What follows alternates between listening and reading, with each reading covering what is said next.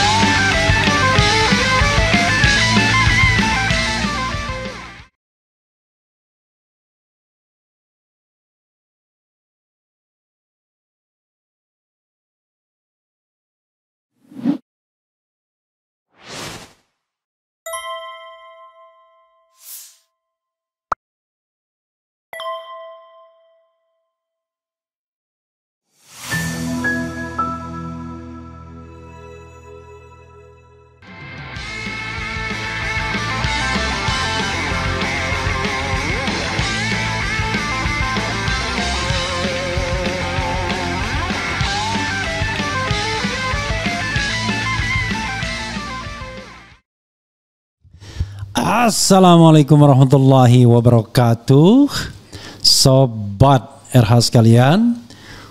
Jumpa lagi kita di channel yang keren ini, keren jadas. Ya, Sobat RH sekalian, beredar isu bahwa Kapolri akan segera diganti. Disebutkan ada 2 nama.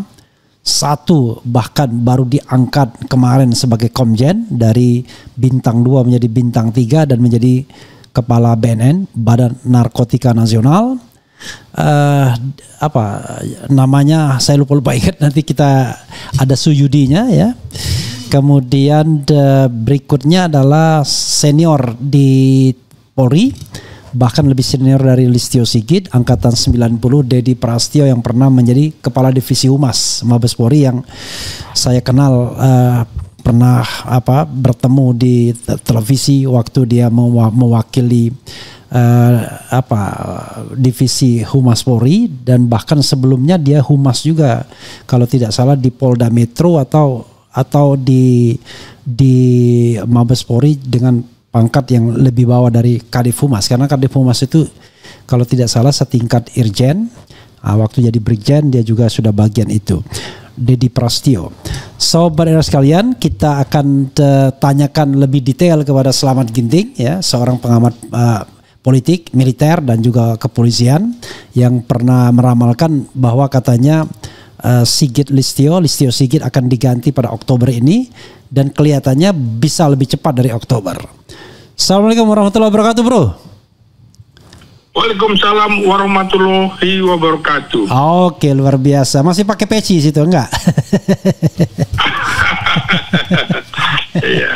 Ini posisi di kediaman atau di tempat lain? Ya, di kediaman. Oke, ya. Silakan Anda memberikan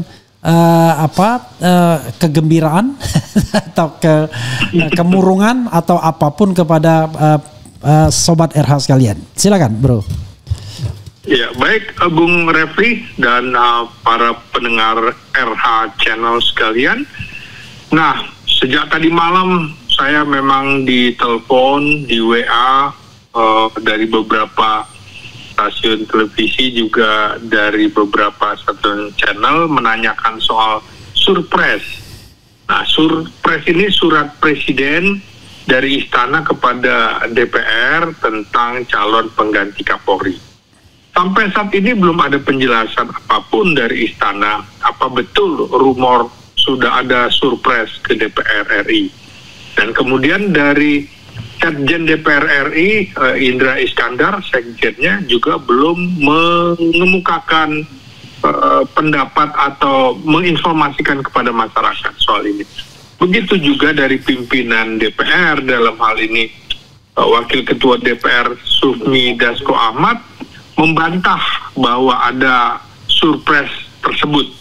Nah, kalau Dasko tentu saja dianggap belum bisa dipegang omongannya dalam tanda petik karena mungkin politiking, karena barangkali ini rahasia sekali. Nah, saya memang memperkirakan bahwa Kapolri Listio Sigit Prabowo akan diganti pada Oktober, paling tidak setelah 5 Oktober hari TNI.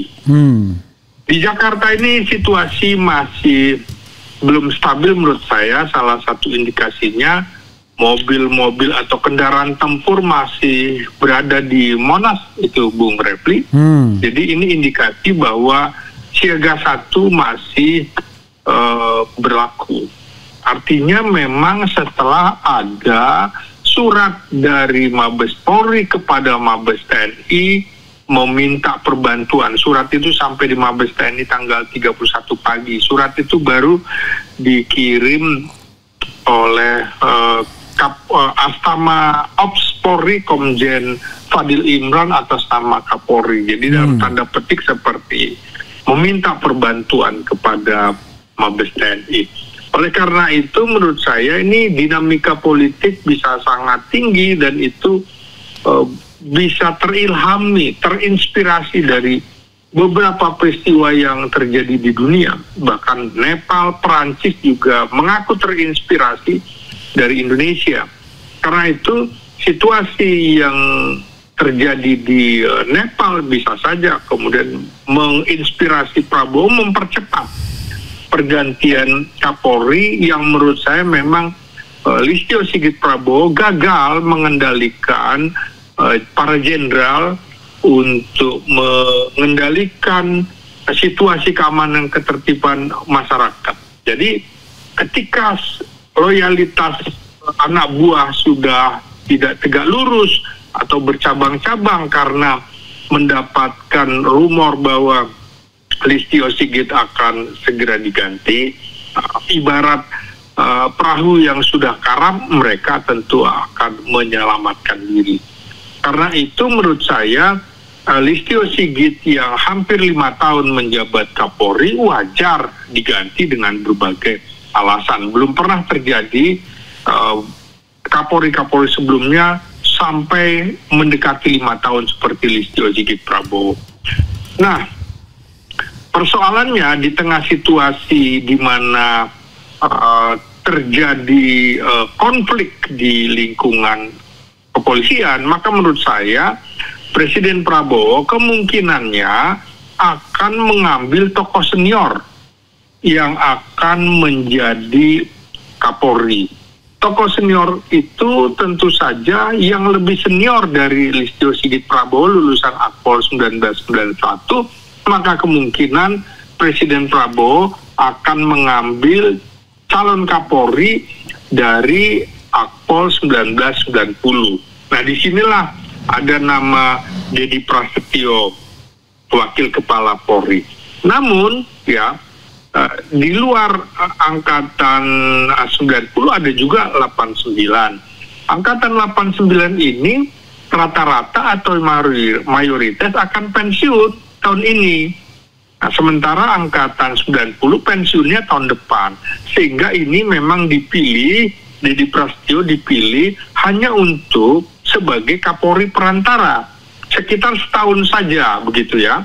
Setahun saja karena tahun depan bahkan sekitar Agustus itu sudah pensiun Dedi Prasetyo. Tapi paling enggak dia sudah harus bisa mengendalikan terutama angkatan-angkatan di bawahnya 91, 92. 91 kan menjadi mayoritas di kepolisian yang menduduki posisi-posisi bintang 3. Nah, di dalam struktur organisasi Mabes Polri ada 9 jabatan yang itu dipegang Jenderal bintang 3. Pertama tentu saja Wakil Kepala Polri, yang kedua Wakil Kepala Polri Dedi Prasetyo, itu lulusan 1990, kemudian juga ada Inspektur Pengawasan Umum Komjen Wahyu Widada, ini Akpol 1991, kemudian juga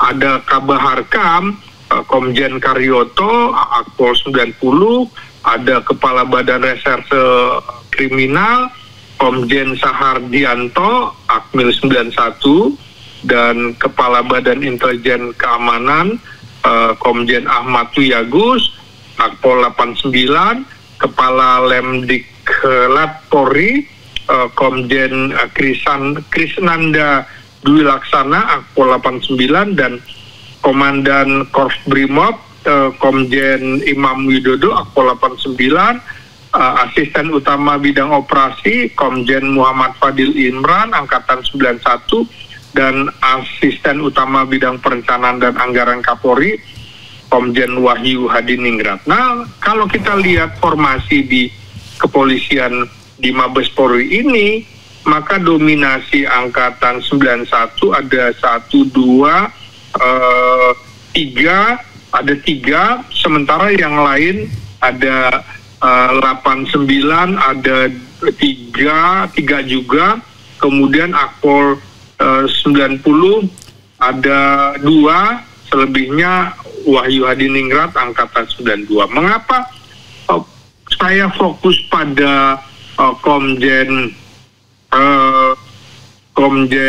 Dedi Prasetyo? Karena menurut saya di dalam kasus tragedi Malapetaka Agustus 2025 lalu, maka yang harus turut bertanggung jawab dalam kasus itu pertama tentu saja Kapolri, keduanya tentu saja Kepala Badan Intelijen dan Keamanan Polri Komjen Agus Wiyagus, karena ini kan harus deteksi. Itu juga harus turut bertanggung jawab.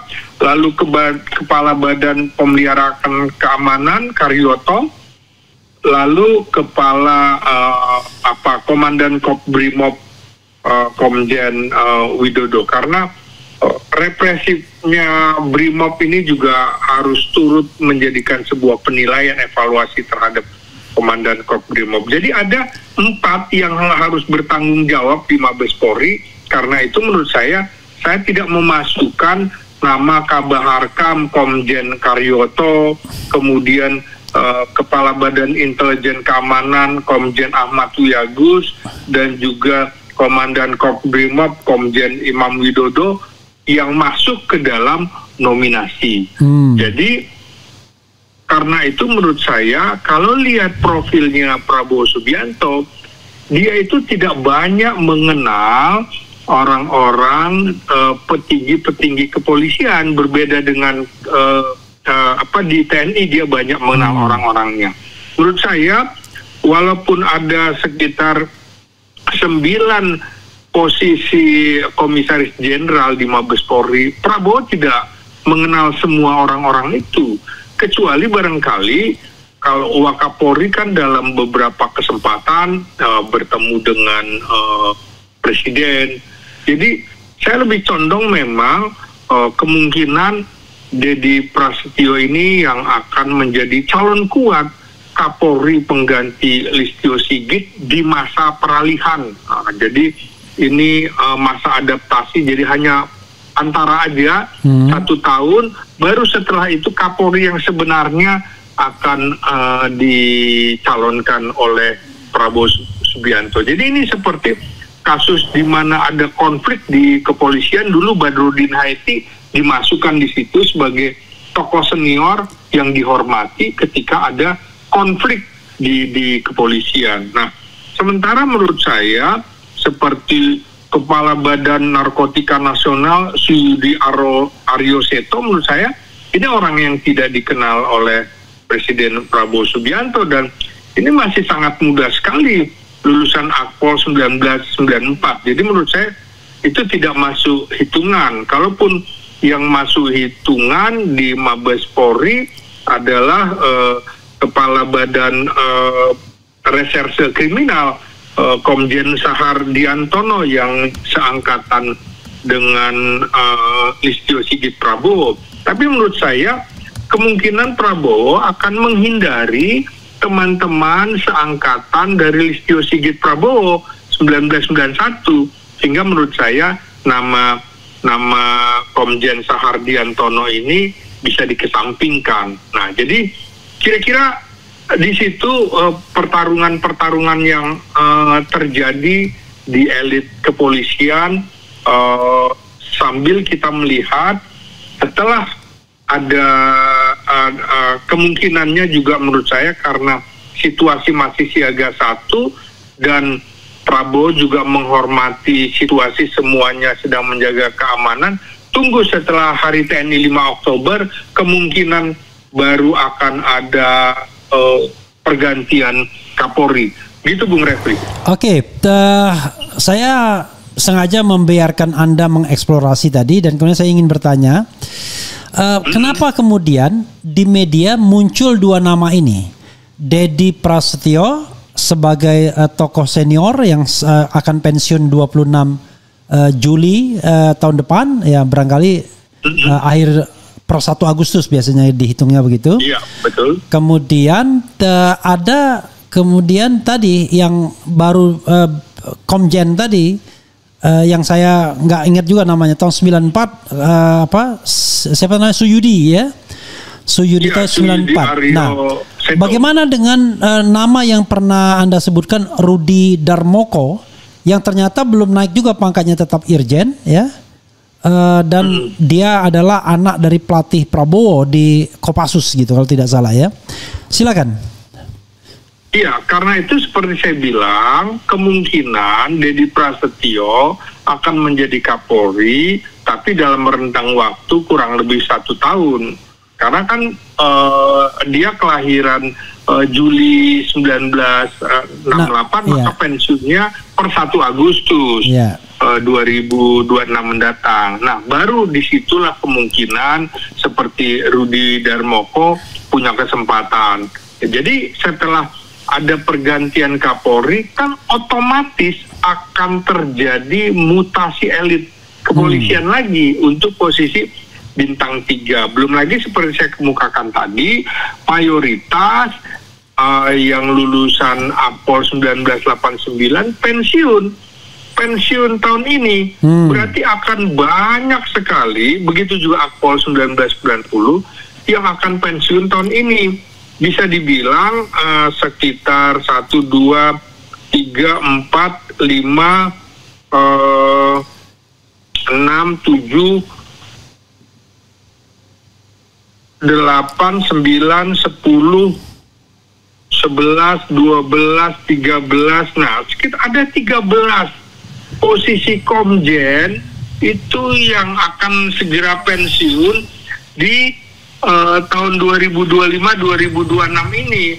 Di luar yang Mabes Polri kan juga cukup banyak. Ini memang unik, ada sekitar 26 komisaris jenderal polisi aktif Bung di kepolisian, dan ini mayoritas justru berada di luar struktur Mabes Polri. Di luar struktur Mabes Polri itu kan cuma ada 9, tapi di luar struktur organisasi ada sekitar 15 sampai 16 yang kemarin. Termasuk sekjen DPD ya.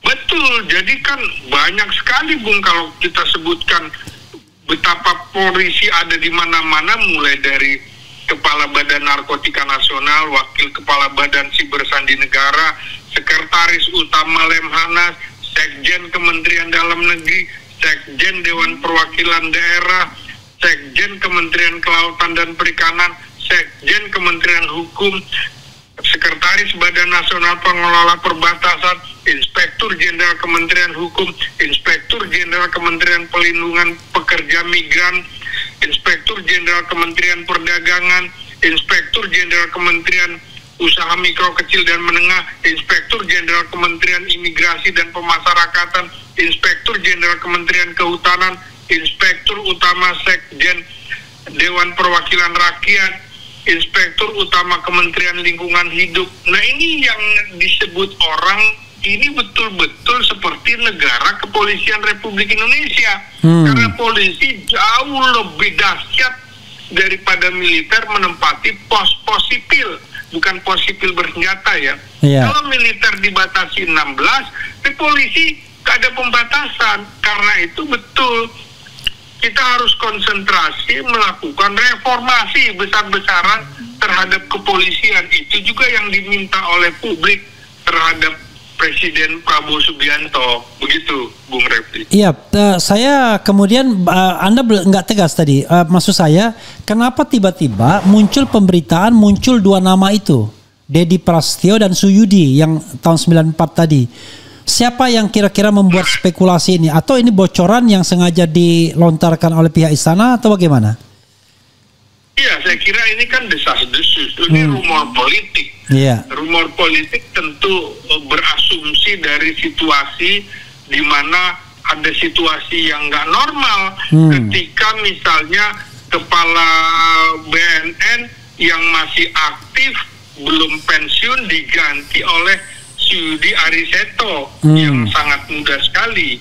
Nah, di situ kan juga menggambarkan memang ada situasi di mana terjadi konflik di lingkungan kepolisian antara misalnya kepala BNN yang lama Martinus Hukom yang sama-sama angkatan 91 dengan Listio Sigit Prabowo sesama angkatan 91. Nah, itu kan belum pensiun lalu diganti. Itu menimbulkan spekulasi politik, ada konflik. Belum lagi itu tadi keinginan tanda petik Karyoto untuk menjadi Kabar Eskrim ternyata kemudian dijadikan yang lain, dijadikan kepala Badan Pemelihara Keamanan. Nah, artinya juga kemungkinannya begini yang saya baca, kemungkinannya memang Presiden Prabowo Subianto tidak berkenan Karyoto menjadi kepala Badan Reserse Kriminal. Oleh karena itulah menurut saya maka posisi Sahar Diantono yang menjadi kepala Badan Reserse Kriminal Polri ini adalah juga orang yang dikenal oleh Presiden Prabowo, sehingga yang disebut D dan S itu saya lebih condong kepada Dedi Prasetyo dan Sahar Diantono. Oke, jadi sebenarnya bukan siapa yang 94 ini ya? Bukan 94 Suyudi Aryoseto itu, bukan. Tapi justru ketika Sahar Diantono itu menjadi kepala Badan Reserse Kriminal, maka ini sebuah pertanda disetujui oleh Presiden, bukan Karyoto. Jadi konflik ini bisa saja kemudian semula Listio Sigit memang ingin menempatkan Karyoto sebagai Kabar Eskrim, tapi Presiden tidak setuju, lebih setuju Sahar Diantono. Nah, tapi bro begini bro, saya potong sedikit ya. Konon katanya LSP ini juga agak masgul dengan Karyoto yang tidak segera menetapkan Roy Suryo CS sebagai tersangka. Karena itu dia ditarik sebagai sebagai Kapolda Metro. Karyoto bargaining dulu, ini desas-desus, sekali lagi desas-desus, bargaining, iya Bareskrim dulu dong, ibaratnya dipastikan, baru dia kemudian tersangkakan dan lain sebagainya. Tapi karena tidak ada kejelasan, akhirnya ya nggak masuk juga ke sana. Jadi justru Listio yang tidak suka dengan Karyoto. Ini pembicaraan analisis ya, karena polisi tahu sendiri kan. Kita bicara tentang jabatan, bukan orang per orang ya. Silakan. Bisa. Ini kan kalau di dalam ilmu sosial, analisis ini kan bukan soal salah benar, tapi bagaimana argumentasinya. Jadi argumentasi yang Bung Refli tadi kemukakan, dia masuk akal juga. Kemungkinan juga seperti itu, karena Karyoto juga alumni 90 lebih senior sebenarnya daripada Listio. Tapi ya artinya memang apakah kemudian Presiden nyaman dengan orang-orang yang tidak dikenal. Jadi menurut saya kondisi sekarang kemungkinan Presiden Prabowo Subianto hanya kenal dalam tanda petik, ya bisa salah saya, hanya kenal kepada Dedi Prasetyo, kemudian Sahardiantono, dan juga Rudi Darmoko yang kemungkinan akan menjadi Kapolri berikutnya. Rudi Darmoko ini angkatan berapa? 90?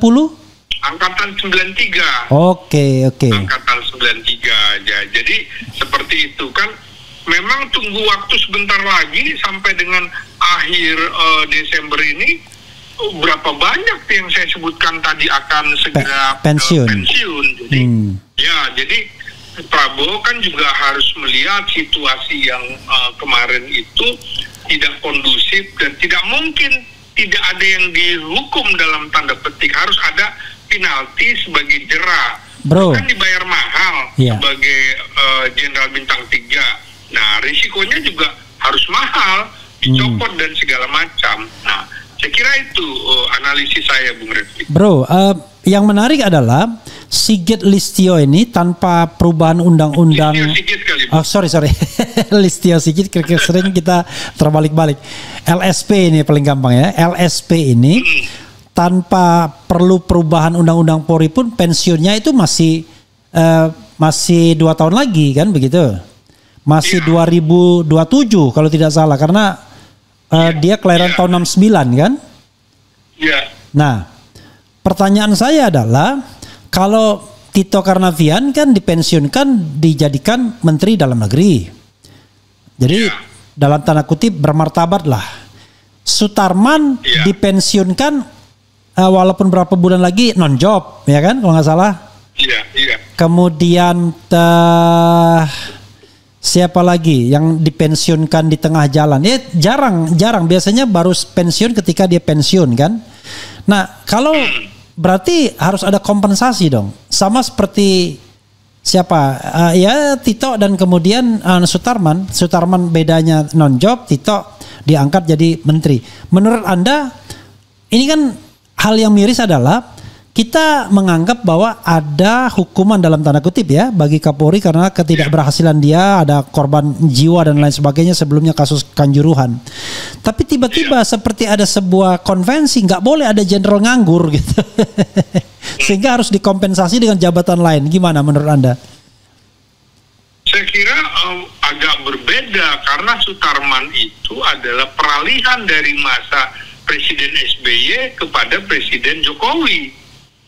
Nah, jadi tentu saja Presiden yang baru tidak begitu nyaman dengan Kapolri yang lama. Gitu. Jadi nggak ada hukumnya, nggak ada aturan mainnya. Bisa saja Listio Sigit juga dinonjolkan, artinya hanya menjadi perwira tinggi Mabes Polri. Dengan pangkat jenderal. Dengan pangkat jenderal. Di Angkatan Darat banyak itu, Bung. Di TNI banyak begitu. Banyak bintang 3 yang dinonjolkan. Ya, tapi bintang 3, bintang 4 kan nggak ada. Ya, bisa aja nggak ada masalah. Kan Gatot Nurmantio 3-4 bulan jadi nonjok juga. Iya. Kan begitu. Nah, jadi kalau ini kan 2 tahun.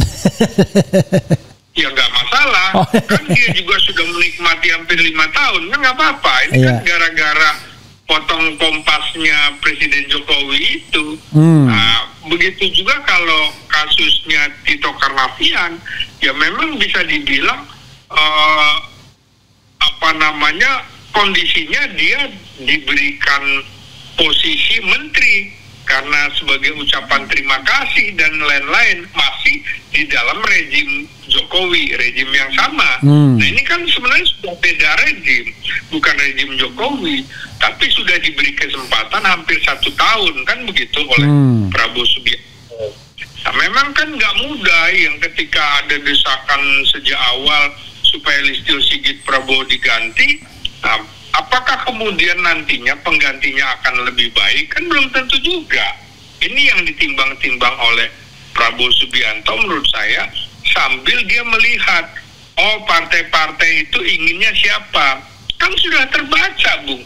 Ada partai yang menginginkan misalnya tadi, makanya digulirkan, dihembuskan, ada partai yang menginginkan si Yudi Aryo Seto misalnya. Iya. Nah, itu kan ada yang bermain partai politik, ada yang bermain oligarki, ya kan bermain berkepentingan dia. Ya, sebelumnya juga misalnya PDIP begitu sangat ingin Komjen Rudi Haryanto Adi Nugroho yang bukan lulusan Akpol, Sepapori 93 dijadikan Kapolri, calon Kapolri. Tapi kan sekarang karena situasi politik sudah berubah dan juga dia akan segera pensiun April tahun depan, jadi waktunya tidak memungkinkan. Nah, kalau ini masa jadi Kapolri kurang dari 9 bulanan kan juga nggak mungkin. Nah, kalau ini kan masih mungkin, jadi rentangnya, makanya supaya tidak terlalu mepet, maka kemungkinan setelah 5 Oktober itulah menurut prediksi saya Deddy Prasetyo yang akan menjadi Kapolri perantara begitu, Kapolri sementara. Tapi begini, terlepas dia calon Kapolri sementara ya, perantara gitu ya. Anda mengenal baik nggak Deddy Prasetyo ini rekam jejaknya di kepolisian? Maksudnya gini, ada nggak kasus-kasus yang kontroversial yang kemudian membuat dia sebenarnya masuk dalam catatan hitam misalnya? Nah, posisinya dia kan kalau kita lihat itu 2 kali menduduki posisi bintang 3. Jadi wajar dia masuk di dalam monitor orang-orang yang akan menjadi pucuk elit. Sebelum jadi Wakapolri kan menjadi Irwasum ya, menggantikan, percaya bilang waktu itu. Kalau saja waktu itu terjadi pergantian, maka prediksi saya kan Ahmad Doviri, ternyata Listio masih dipakai sehingga Ahmad Doviri keburu pensiun 89, ya Akpol 89. Nah, kemudian Ahmad Doviri ini digantikan oleh Deddy Prasetyo. Nah, jadi kemungkinan waktu itu saya bilang bahwa Doviri akan menjadi Kapolri perantara, yang kali ini Kapolri perantaranya adalah Deddy Prasetyo. Nah, Deddy ini kan lebih konsentrasi di bidang sumber daya manusia kan. Sebelum jadi Irwasum juga asisten Kapolri bidang sumber daya manusia, yang seperti Bung Refli kemukakan juga ada interaksi dengan wartawan, dengan peneliti atau akademisi ketika menjadi Kadif Humas Polri, kan kira-kira gitu. Tapi posisi sebagai Kapoldanya tidak mentereng, kan Kapolda Kalimantan Tengah. Nah, tapi kalau lihat juga sama, Listio malah lebih nggak mentereng lagi. Kapolda Banten waktu itu masih tipe B lagi gitu kan. Nah, jadi interaksi Deddy Prasetyo dengan wartawan itu cukup baik. Pernah menjadi Kadif Humas, pernah jadi Karo Penmas Divisi Humas, kan seperti itu. Sehingga menurut saya tidak kontroversi posisi dari Deddy Prasetyo ini. Beda kalau ini banyak di bidang. Jadi ini bridging kepada tadi siapa namanya, Heri siapa? Bridging misalnya Rudi Darmoko. Rudi Darmoko, menurut Anda akan ke sana arahnya ya? Iya, saya perkirakan gitu. Karena kalau melihat figur Prabowo adalah dia harus kenal dulu sama orangnya. Kalau Bung Refli hebat tapi nggak dikenal, ya nggak diangkat juga. Kira-kira gitu, Bung Refli. Iya, udah pasti. Karena untuk jabatan Kapolri dan jabatan Panglima TNI ini ya jabatan paling strategis. Karena itu nggak mungkin kan cari orang yang nggak dia kenal kan. Minimal dia nyaman, makanya. Ya kan? Persis, nyaman. Loyalitasnya juga bisa dipegang. Ini kan bisa dibilang Dedi Prasetyo ini terlepas dari link-link jaringannya siapa. Jaringan siapa dulu? Ya jaringan Tito Karnavian, jaringan Budi Gunawan, kan gitu. Jaringan Safrudin. Nah, dia tidak masuk dalam kelompok-kelompok ini. Jadi relatif bisa diterima. Oke. Dan dia juga paling senior sehingga menurut saya masuk akal kalau namanya dinominasikan. Jadi kalau saya lihat sih rumor yang dilemparkan ke media massa berarti memang rumor yang menginginkan si Yudi Aryo Seto menjadi Kapolri. Nah, sementara ini sebagai karena Dedi bulan Agustus tahun depan akan pensiun ya. Jadi memang ini ada permainan politik dari elit-elit partai politik juga, baik di partai maupun di DPR serta oligarki lama. Jadi kita harus baca begitu. Oke, Bro.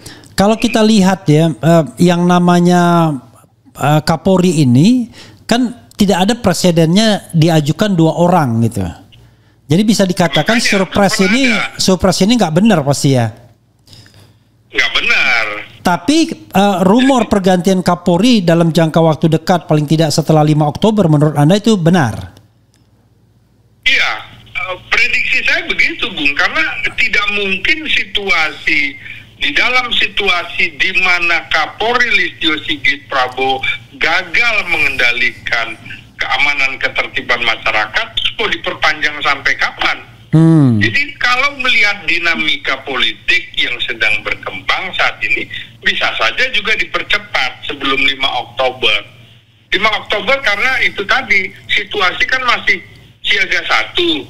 Nah, kalau kemudian ada pergantian, biasa kan, pergantian Kapolri itu penuh dengan riak-riak, Bung. Beda dengan pergantian Panglima TNI, agak kurang riak-riaknya. Karena yang berkepentingan terutama pengusaha oligarki lama itu sangat kuat sekali. Iya, karena dia pegang hukum lah, kira-kira begitu.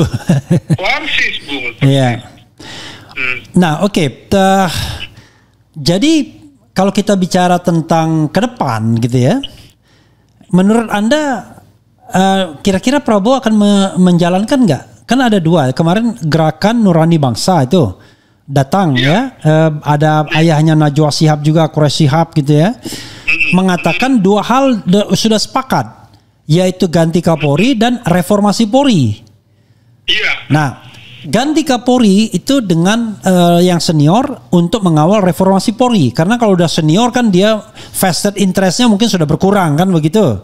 Tapi kalau lagi masih 6 tahun ketika Jenderal Sigit ya dia punya kepentingan yang jangka panjang. Nah, pertanyaan saya adalah kira-kira reformasi Polri ini bakal dijalankan nggak?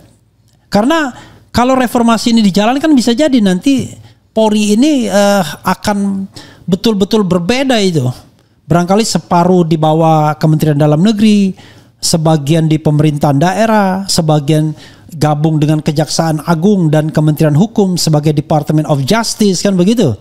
Jadi fungsi penegakan hukumnya beda, fungsi perlindungan dan pengayoman masyarakat beda, fungsi Kamtipmasnya juga beda begitu. Jadi kita bedakan antara polisi yang cuman nangkap maling jemuran gitu dengan polisi yang cyber crime gitu kan, atau kejahatan lintas negara misalnya. Apa pendapat Anda? Apakah Prabowo akan maju ke situ ataukah cuma ganti Kapolri saja selesai? Yang itu bukan substansinya sesungguhnya. Silakan.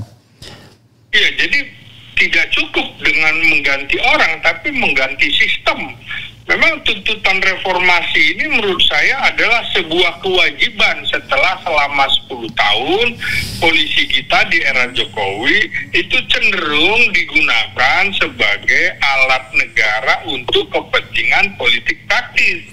Polisi dan tentara itu boleh berpolitik, tapi politik negara, bukan politik praktis. Nah, kan tuntutan reformasi ini sejak 1998. Tujuannya apa? Sudah pasti memperbaiki kinerja, profesionalisme, akuntabilitas, agar lebih demokratis, transparan, melayani masyarakat dengan baik. Jadi tuntutannya tentu saja meliputi pertama profesionalisme. Ya, Polri harus beroperasi berdasarkan hukum dan profesional tanpa intervensi politik yang seperti saya bilang tadi. Jadi alat politik praktis. Yang kedua tentu saja tuntutan reformasi ya akuntabilitas dan transparansi. Misalnya dari mulai proses rekrutmen, penanganan kasus, penggunaan anggaran yang bisa dipertanggungjawabkan. Ini kan banyak kasus-kasus yang mengemuka di media sosial pada saat rekrutmen, saat pendidikan di kepolisian, harus iuran, harus bayar ini, bayar itu untuk menjadi ikut sekolah calon perwira, harus bayar sekian ratus juta. Itu kan harus dibuka. Penggunaan anggaran terbuka dan bisa dipertanggungjawabkan. Jadi harus ada transparansi dalam proses rekrutmen itu. Juga pemenuhan hak asasi manusia. Polri dianggap melakukan tindakan represif atau sewenang-wenang di dalam penanganan terhadap masyarakat, termasuk unjuk rasa kemarin misalnya. Nah, itu kan berarti soal pemenuhan hak asasi manusianya harus direformasi nih, belum masuk ke dalam roh dan jiwa anggota kepolisian. Kita nggak boleh lagi menggunakan istilah prajurit. Kalau prajurit itu hanya untuk militer. Lalu jadi salah kalau pernyataan saya prajurit karena itu saya patuh. Nggak boleh. Iya, nggak. Jadi kalau prajurit itu ya kalau polisian itu atasannya hukum kan gitu. Maka sebutannya nggak boleh juga komandan. Salah itu komandan Brimob. Harusnya kepala Brimob. Kalau komandan Brimob ya sudah masukkan saja nanti di dalam Kementerian Pertahanan Keamanan misalnya kan begitu. Karena paramiliter. Yang keempat tadi saya ulang, penguatan pengawasan internal dan eksternal. Misalnya juga ya supaya tidak terjadi penyalahgunaan kekuasaan, kasus Sambo, kasus Kanjuruhan, belum lagi kasus-kasus narkoba, Teddy Minahasa, Irjen. Jadi harus ada penguatan pengawasan. Apa cukup Komisi Kepolisian Nasional misalnya? Bagaimana kalau pengawasnya Menko Polkamnya yang kemarin Budi Gunawan sama-sama polisi juga, jangan-jangan jeruk makan jeruk, sehingga nggak bisa dipantau secara objektif. Makanya saya bilang salah satu yang memicu Budi Gunawan dicopot juga tidak bisa melakukan koordinasi atau komunikasi di kepolisian, para juniornya juga itu. Nah, kira-kira kan begitu. Lalu tentu saja pemutakhiran struktur, struktur organisasinya harus susunan organisasi dengan kebutuhan keamanan dan pelayanan masyarakat modern, harus mengacu pada hukum humaniter internasional. Itu harus mengacu ke situ, jangan ngarang-ngarang seperti sekarang hampir di semua jabatan ada dengan alasan sipil. Lu sipil tapi lu sipil bersenjata, bukan sipil biasa, nggak bisa lo masuk kemana-mana kan gitu. Di undang-undangnya juga nanti harus ada pembatasan seperti TNI, boleh masuk militer aktif di jabatan apa saja. Ini juga polisi aktif bisa masuk ke jabatan sipil apa saja, harus disebutkan. Di undang-undang kepolisian itu kan tidak disebutkan, tidak fair itu Bung. Jadi yaitu tadi susunan kedudukan polisi harus dimasukkan dalam kerangka negara demokrasi. Apa itu? Ya independensinya harus lepas dari intervensi politik, gitu kan? Supaya apa? Netral dan profesional. Jangan lagi kemarin ada istilah parcok, dianggap dia menjadi partai coklat. Ini kan nggak bagus. Sedih saya kan begitu. Jadi independensinya dianggap tidak ada karena Karena itu dia tidak boleh di bawah kendali pihak-pihak yang bisa mempengaruhi misalnya keputusan penegakan hukum. Nggak bisa seperti itu.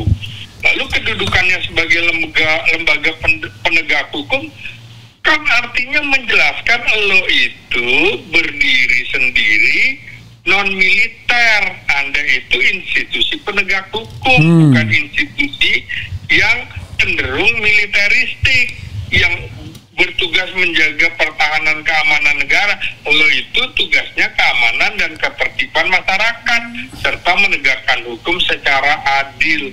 Nah itu harusnya konsentrasi di situ. Belum lagi pengawasan, akuntabilitas, kan begitu. Mekanisme internalnya harus ketat, memastikan tidak ada pelanggaran. Oh ini kan apa? Rekomendasi Kompolnas terhadap peristiwa Malapetaka Agustus ini, apa coba rekomendasinya? Siapa yang harus dihukum? Nggak ada, enak aja. Karena Kompolnas selalu menempatkan diri di bawah Mabes Polri.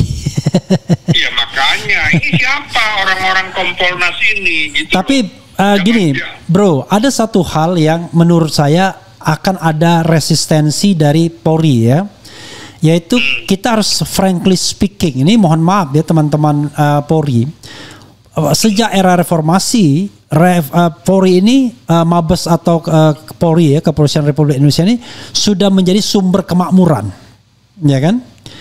Jadi siapapun yang menjabat di Polri itu alamat akan tersenggol kemakmuran, kan gitu.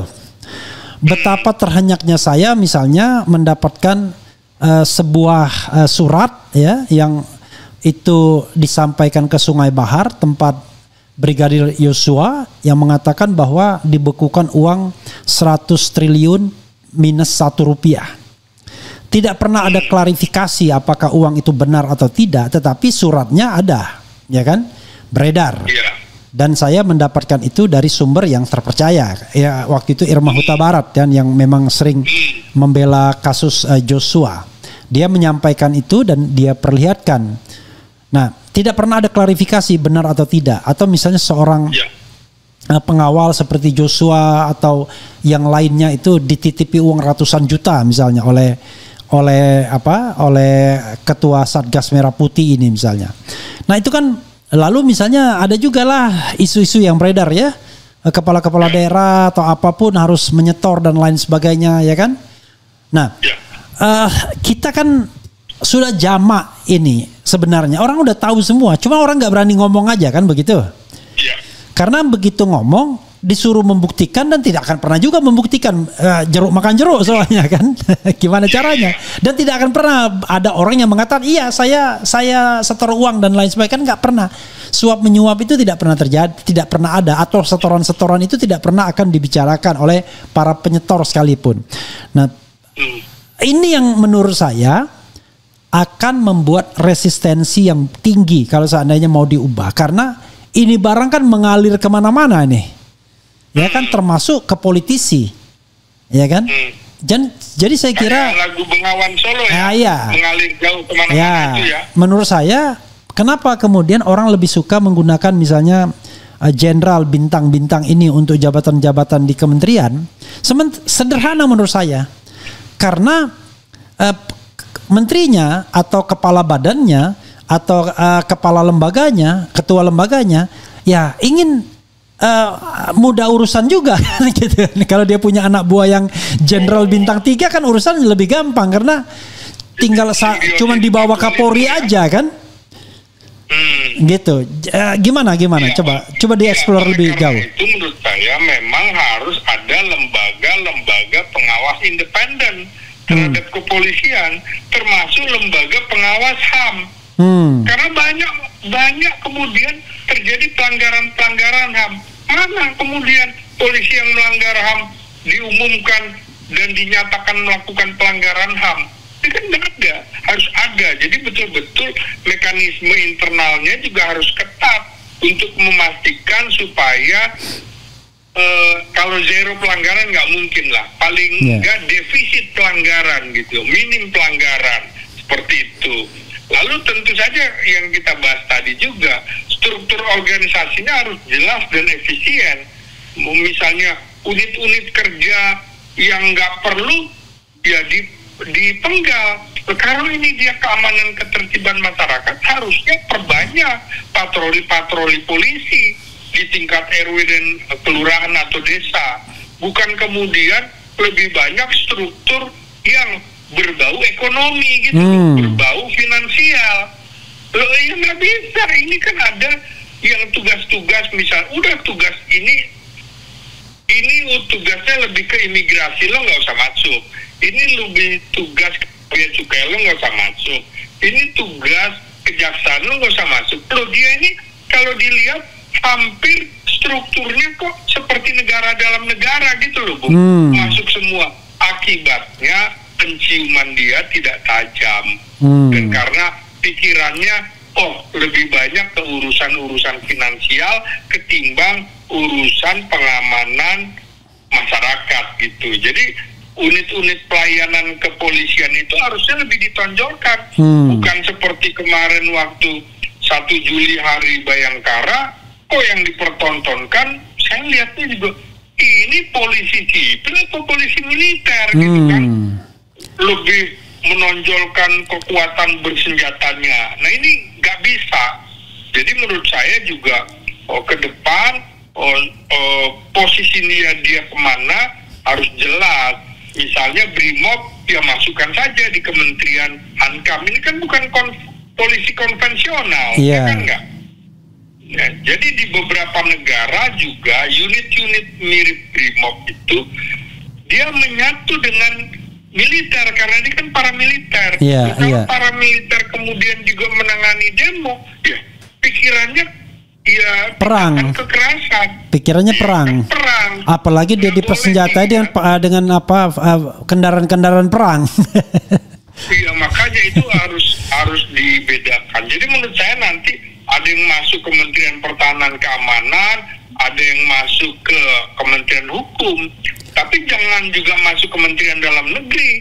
Nanti kalau polisi masuk keamanan dalam negeri, dia merasa keamanan dalam negeri itu tugasnya dia, padahal keamanan ketertiban masyarakat. Keamanan dalam negeri itu lebih luas daripada keamanan masyarakat. Gitu loh.